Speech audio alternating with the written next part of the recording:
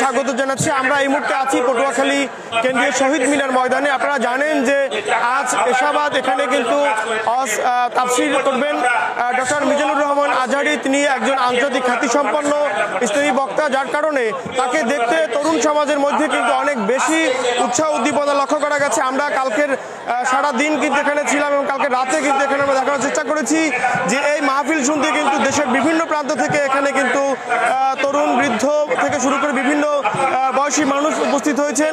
আমরা যদি এখানকার পরিস্থিতি বলি যে পটুয়াখালী কেন্দ্রীয় শহীদ মিনার ময়দান ছাড়াও কিন্তু আরও বেশ কিছু জায়গায় এই মাহফিল দেখা যাচ্ছে। বিশেষ করে মহিলাদের জন্য কিন্তু পটুয়াখালী লতিফ মিউনিসিপাল সেমিনারি, পটুয়াখালী আক্কেল আলী কলেজ এবং হাউজিং এস্টেটের যে মাঠ রয়েছে সেখানে কিন্তু এই মাহফিল দেখার জন্য ব্যবস্থা করা হচ্ছে মহিলাদের জন্য।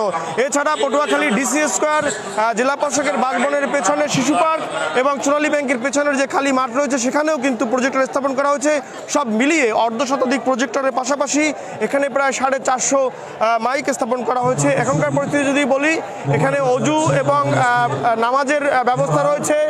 ইতিমধ্যে কিন্তু যারা অতিথি রয়েছেন তারা ইতিমধ্যে উপস্থিত হয়েছেন। ইতিমধ্যে আমরা মঞ্চে দেখছি যে উপস্থিত হয়েছেন ডক্টর শফিকুল ইসলাম মাসুদ। তিনি পটুয়াখালীর বাউফলের মানুষ এবং ছাত্র শিবিরের সাবেক সভাপতি। এখানে উপস্থিত হয়েছেন আলতাফ হোসেন চৌধুরী, সাবেক স্বরাষ্ট্রমন্ত্রী, এবং তিনি হচ্ছেন কেন্দ্রীয় বিএনপির ভাইস চেয়ারম্যান। এছাড়া রয়েছেন অ্যাডভোকেট নাজমুল আহসান, পটুয়াখালী জেলা জামায়াতের আমির।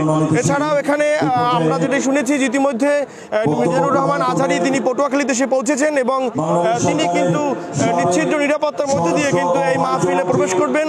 এজন্য কিন্তু আইনশৃঙ্খলা রক্ষাকারী বাহিনীর পাশাপাশি কয়েক হাজার স্বেচ্ছাসেবক এখানে কাজ করছে। সব মিলিয়ে পটুয়াখালী শহরে কিন্তু স্মরণকালের মানুষের উপস্থিতি আমরা লক্ষ্য করেছি।